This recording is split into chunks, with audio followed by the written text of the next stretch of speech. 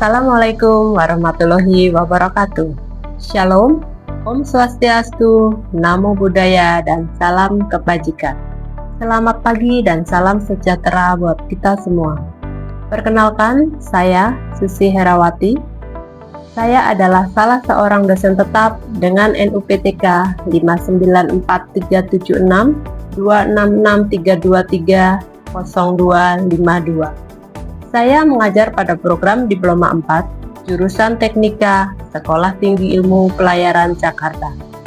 STIP merupakan salah satu perguruan tinggi vokasi di bawah Kementerian Perhubungan yang mempunyai misi menjadi institusi pendidikan pelayaran bertaraf internasional yang menghasilkan sumber daya manusia pelayaran yang profesional.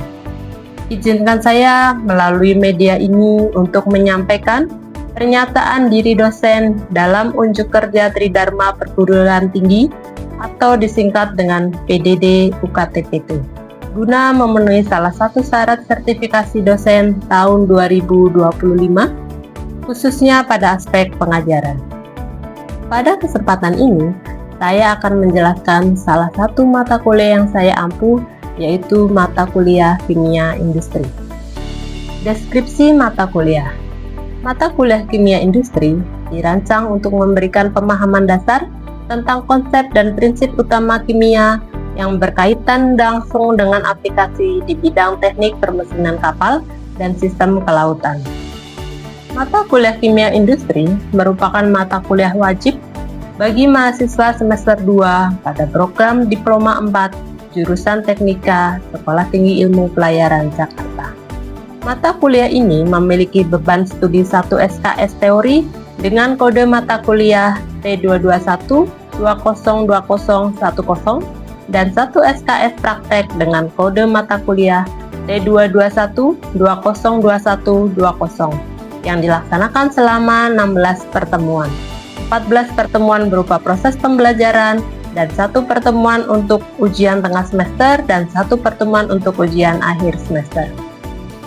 Adapun materi secara garis besar pada mata kuliah Kimia Industri adalah yang pertama konsep dasar kimia, yang kedua konsep asam basa dan pH, kemudian ketiga proses korosi, yang keempat perlakuan dan pengujian air umpan boiler, yang kelima bahan bakar, dan yang keenam tentang pelumas. Capaian pembelajaran mata kuliah Kimia Industri ini ada 5, yaitu mahasiswa diharapkan 1. Mampu menjelaskan konsep dasar ilmu kimia. Yang kedua, mampu menjelaskan konsep asam basa dan pH. Yang ketiga, mampu menjelaskan proses korosi. Yang keempat, mampu menjelaskan prinsip perlakuan dan pengujian air umpan boiler. Yang kelima, mampu mengidentifikasi sifat kimia dan fisika dari bahan bakar dan pelumas yang digunakan di kapal. Metode pembelajaran yang saya gunakan adalah metode DIA, yaitu Delivery, Interaction, and Assessment, yaitu pendekatan sistematis dalam pelaksanaan pembelajaran yang terdiri dari 3 komponen utama. Yang pertama, delivery. Dosen menyampaikan materi kepada mahasiswa sesuai dengan rancangan materi yang ada di atas. Yang kedua, interaction. Pada tahap ini, mahasiswa berinteraksi aktif dengan dosen, mahasiswa dengan mahasiswa, dan mahasiswa dengan materi itu sendiri. Yang ketiga adalah assessment, merupakan proses evaluasi untuk mengukur pemahaman dan kompetensi mahasiswa terhadap materi yang telah diberikan. Untuk teknik asesmennya dapat menggunakan tanya jawab, kuis, atau penugasan pada akhir pembelajaran. Kemudian sistem pembelajaran dapat dilakukan secara luring maupun daring. Sistem pembelajaran luring dilakukan di kelas untuk pembelajaran teori dan di laboratorium untuk pembelajaran praktek. Sedangkan untuk sistem pembelajaran dengan daring menggunakan media Zoom Meeting atau Google Meet. Sistem daring ini digunakan apabila dosen tidak dapat melakukan pembelajaran secara langsung di kelas ataupun di laboratorium. Referensi utama yang digunakan yaitu modul Kimia Industri dari tim dosen Kimia Industri jurusan Teknika. Kemudian yang kedua adalah buku AIMO Model Course 704 bagian Appendix 5 terkait dengan Industrial Chemistry dan juga beberapa referensi pendukung lainnya. Kemudian evaluasi hasil pembelajaran berupa kuis interaktif, penugasan terstruktur baik mandiri atau kelompok, ujian tengah semester, dan ujian akhir semester. Bobot penilaian sesuai dengan pedoman akademik program Diploma 4 STIP, yaitu kehadiran sebesar 10%, kuis dan penugasan terstruktur 15%, UTS sebesar 25%, dan UAS 50% dengan total 100%. Demikian yang dapat saya sampaikan terkait mata kuliah Kimia Industri pada program Diploma 4 jurusan Teknika Sekolah Tinggi Ilmu Pelayaran Jakarta. Berikut adalah cuplikan video dari proses pembelajaran yang saya laksanakan secara tatap muka pada pertemuan ke-7 dengan materi tentang korosi untuk mata kuliah Kimia Industri Teori di kelas Teknika semester 2 jurusan Teknika. Selamat menyaksikan. Selamat siang. Assalamualaikum warahmatullahi wabarakatuh. Shalom. Om Swastiastu, Namo Buddhaya, salam kebajikan, salam pro prestasi. Semuanya sehat hari ini? Saya harapkan sehat dan selalu semangat ya, walaupun hari ini adalah siang, habis makan siang, tentunya banyak yang ngantuk, tapi kita harus tetap semangat untuk belajar mata kuliah saya gitu ya. Oke, hari ini kita masuk pada minggu ke-7 ya. Setelah kita kemarin mempelajari tentang apa?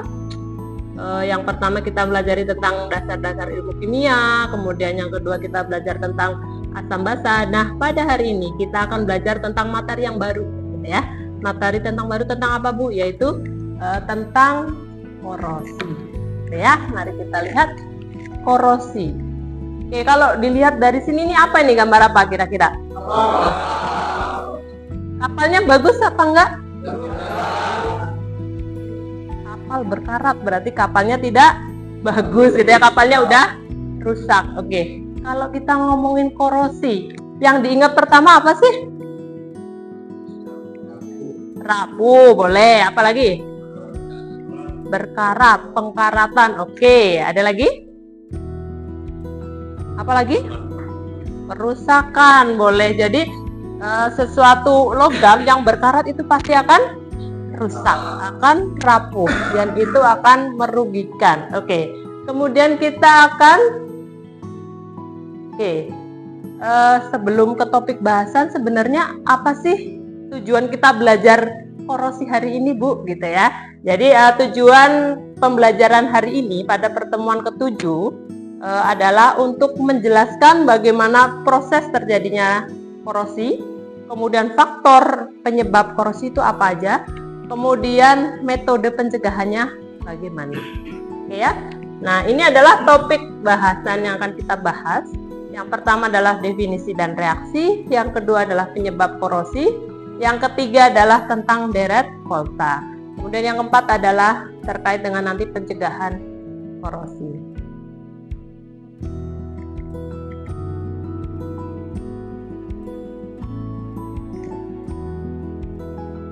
Oke, kita masuk ke definisi korosi. Tadi udah disebutkan bahwa korosi adalah pengkaratan, Bu, kerusakan, Bu, rapuh gitu ya. Jadi kalau dirangkum itu sebenarnya benar, cuma lebih lengkapnya adalah korosi adalah kerusakan logam ya.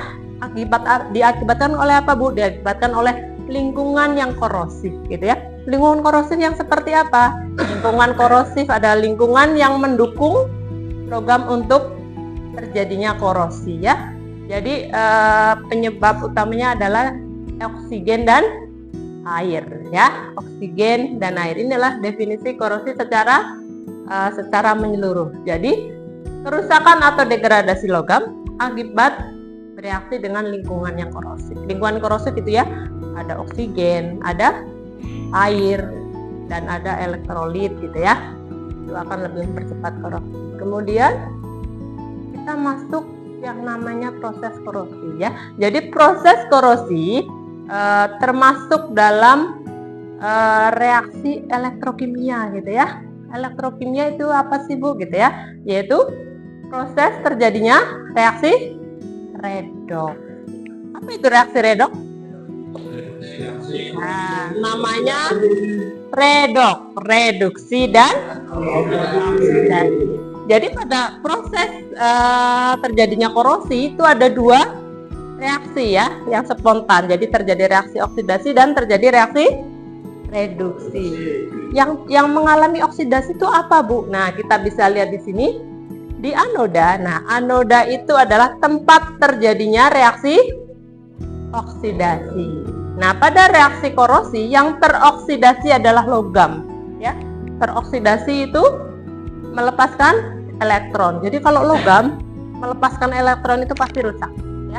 Nah, ini adalah reaksinya. Jadi pada anoda logam mengalami oksidasi. Di sini logam Fe itu logam besi ya. Ferum teroksidasi bereaksi menghasilkan Fe2+ dan 2 elektron. Kemudian reaksi reduksinya itu terjadi spontan ya. Jadi simultan gitu ya. Atau di katoda itu tempat terjadinya reaksi reduksi. Di sini yang tereduksi adalah oksigen ya. Oksigen bereaksi dengan air dengan menangkap elektron menghasilkan 4OH-. Nah, ini setelah dijumlahkan inilah reaksi sel yang komplit gitu ya. Jadi ini adalah reaksi sel yang komplit. Jadi Fe ditambah O2 ditambah 2H2O bereaksi menghasilkan Fe2+ dan 4OH-. Kemudian Fe2+ di sini teroksidasi lebih lanjut menghasilkan senyawa karat yang berwarna. Nah, inilah senyawa 2Fe2O3NH2O. Ini adalah senyawa korosi. Nah, sebenarnya dari reaksi ini kita bisa tahu bahwa penyebab utama dari korosi ada berapa? Ada 2, ya. Ada apa? Satunya apa tadi? Air dan oksigen. Nah, kita sekarang membahas faktor penyebab korosinya apa, Bu, gitu ya. Tadi berarti udah ada faktor utama udah kita bahas ya. Air dan oksigen adalah faktor utama penyebab terjadinya korosi. Jadi tanpa air dan oksigen, jadi harus bareng-bareng berdua ya. Ada ayah, ada ibu gitu ya. Jadi ada berdua baru terjadi korosi. Kalau cuma air aja tidak ada korosi, ada oksigen aja tidak terjadi korosi. Kemudian faktor yang lain ini adalah faktor yang mempercepat gitu ya. Yang pertama adalah elektrolit. Kenapa sih, Bu, elektrolit itu mempercepat?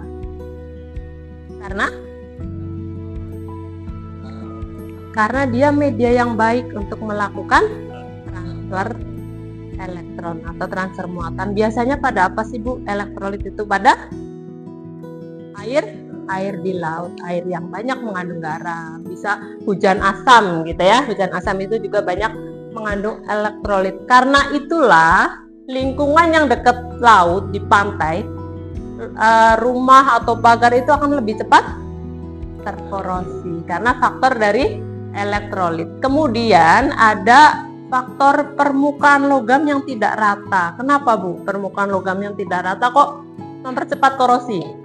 Karena ketika permukaan logam tidak rata, dia akan membentuk kutub-kutub yang berbeda, ya. Nah, kutub-kutub yang berbeda itu akan menjadi seperti tadi pada reaksi ya, menjadi anoda dan katoda. Jadi nanti akan terjadi transfer muatan dan akan terjadi proses korosi. Kemudian yang terakhir ada letak logam pada deret volta, ya. Pernah dengar gak sih deret volta apa itu? Pernah, Bu, kemarin gitu ya, nggak tahu kemarinnya kapan gitu ya. Di SMA ada yang pernah dengar? Pernah harusnya ya. Jadi deret volta apa sih, Bu? Deret volta adalah deret elektrokimia ya, deret elektrokimia yang menunjukkan nilai potensial elektroda standar dari logam. Potensial elektroda standar itu E0 gitu ya, E0. Nah, inilah yang dinamakan deret volta. Semakin ke kanan, nilai nolnya semakin tinggi atau semakin positif. Semakin ke kiri, semakin semakin negatif. Nah, pada deret volta semakin ke kanan, semakin positif, semakin mudah mengalami reduksi. Ya, jadi kita harus menganalogikan bahwa korosi itu sebanding dengan oksidasi. Ya, berarti semakin mudah terreduksi berarti semakin sulit teroksidasi atau terkorosi. Contoh pada ujung di sini ada perak, platina, dan emas. Ya, makanya kita jarang ya melihat emas yang terkorosi, gitu ya. Kenapa emas dinamakan logam mulia? Perak dan platina dinamakan logam mulia itu adalah salah satunya ya. Karena logam itu tidak akan terkorosi, gitu ya. Makanya disebut logam mulia. Nah, sebaliknya semakin ke kiri, semakin negatif, logam ini akan semakin mudah teroksidasi atau mudah terkorosi. Nah, dasar inilah yang akan membantu kita untuk menjelaskan dengan di metode pencegahan korosi. Oke ya. Kenapa sih Bu korosi harus dicegah gitu ya? Biarkan aja lah, coklat-coklat juga bagus gitu kan? Kenapa harus dicegah? Karena merugikan gitu ya. Terus estetikanya juga jelek ya, coklat-coklatnya tapi begitu Bu, jelek. Lebih mudah, lebih cantik lagi kalau dicat gitu ya, lebih mengkilat gitu kan, lebih bagus. Nah, di sini metode pencegahannya tuh sebenarnya terbagi menjadi dua. Yang pertama itu gimana caranya logam itu tidak kontak dengan air dan oksigen. Yang kedua adalah dengan prinsip dari deret volta itu sendiri. Kita lihat di sini ada pengecatan ya. Pengecatan dilumuri oleh minyak dibalut plastik.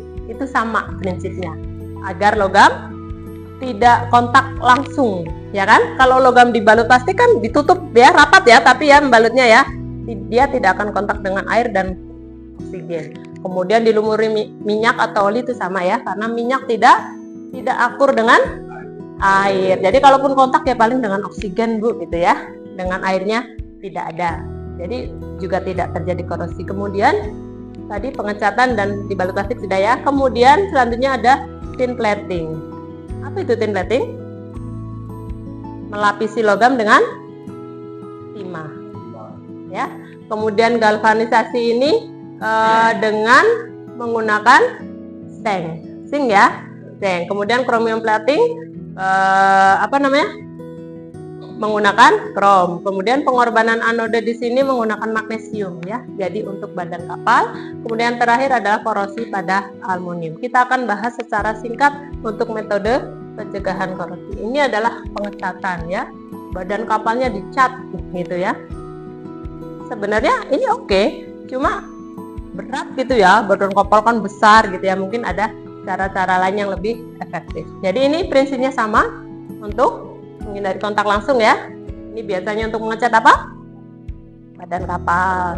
Kalau dalam rumah kita apa? Dalam kehidupan sehari, dinding, pagar ya, pagar yang terbuat dari logam tentunya. Kemudian ada dilumuri dengan minyak. Nah, ini biasanya untuk mesin-mesin ya, mesin-mesin. Kemudian dibalut dengan plastik. Nah, ini dibalut dengan plastik. Kalau dalam kehidupan sehari-hari pada apa?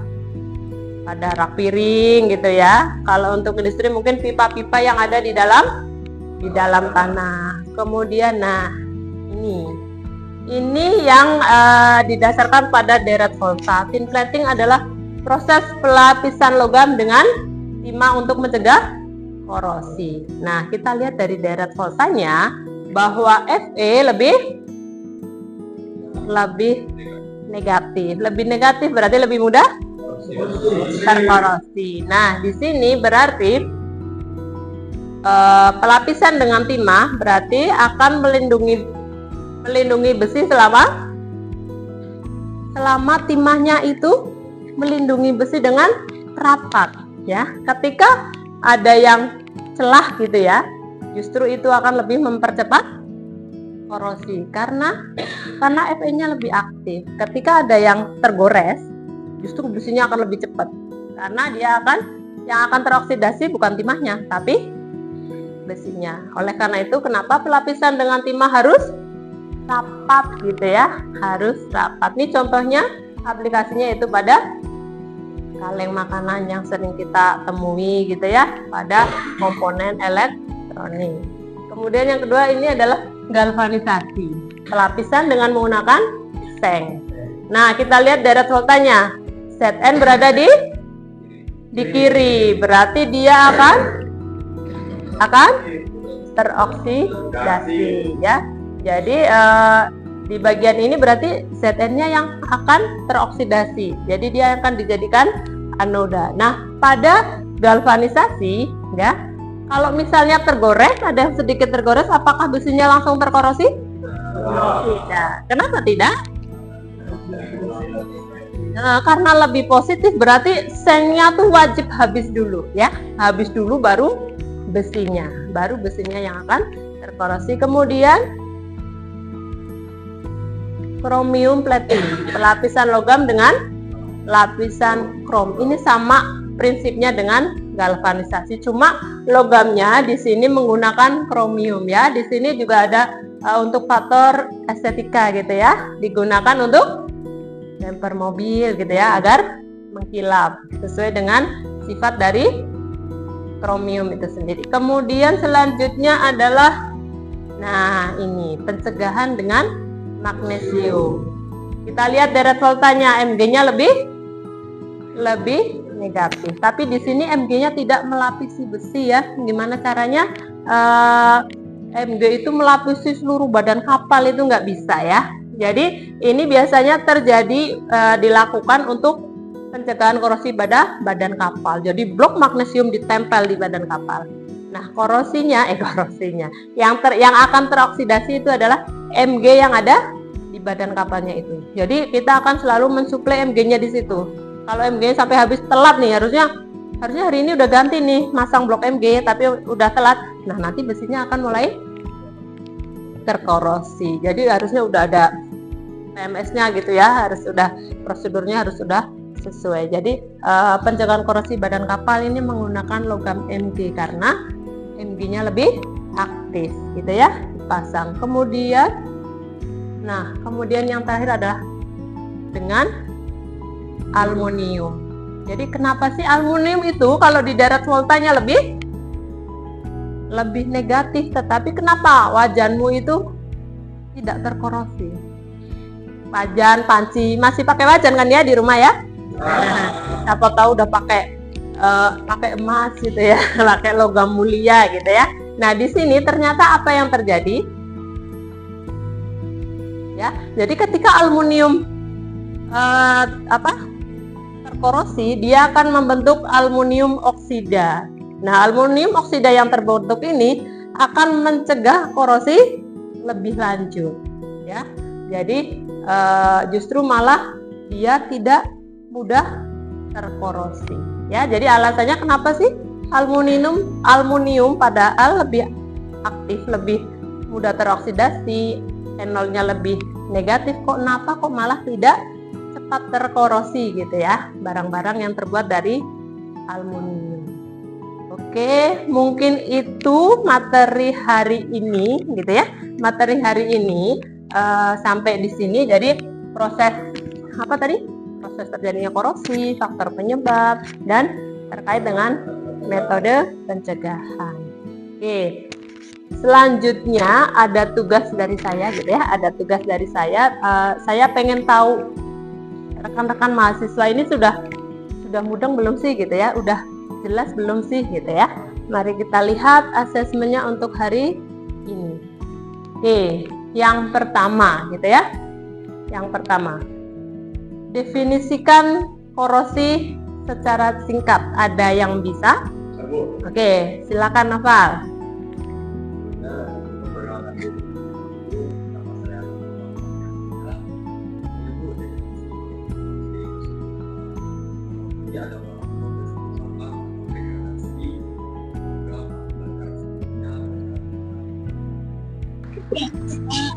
Kalau Noval udah bisa, saya yakin yang lain juga pasti bisa gitu ya. Jadi korosi adalah proses degradasi atau kerusakan logam akibat lingkungan yang korosif. Kemudian nomor 2 ya, nomor 2.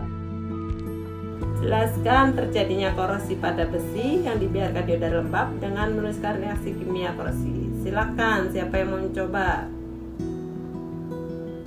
Silakan Yahya.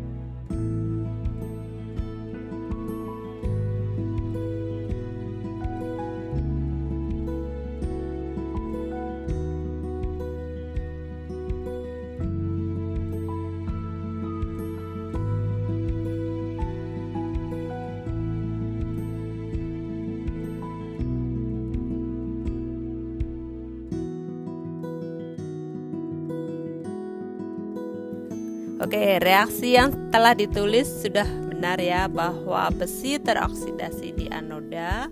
Kemudian yang mengalami reaksi reduksi di katoda adalah oksigen menghasilkan 4OH-. Kemudian ini adalah reaksi secara utuh di mana Fe2+ ini akan mengalami oksidasi lebih lanjut menghasilkan senyawa karat yang berwarna coklat. Untuk nomor 3 dan 4 silahkan dikerjakan dan dikumpulkan minggu depan sebagai tugas mandiri. Demikian perkuliahan kita hari ini. Terima kasih atas perhatian dan partisipasinya. Semoga apa yang kita pelajari hari ini bermanfaat bagi kita. Selamat sore dan salam proprestasi. Demikian deskripsi dan video singkat dari pembelajaran mata kuliah kimia industri. Terima kasih. Wassalamualaikum warahmatullahi wabarakatuh dan selamat pagi.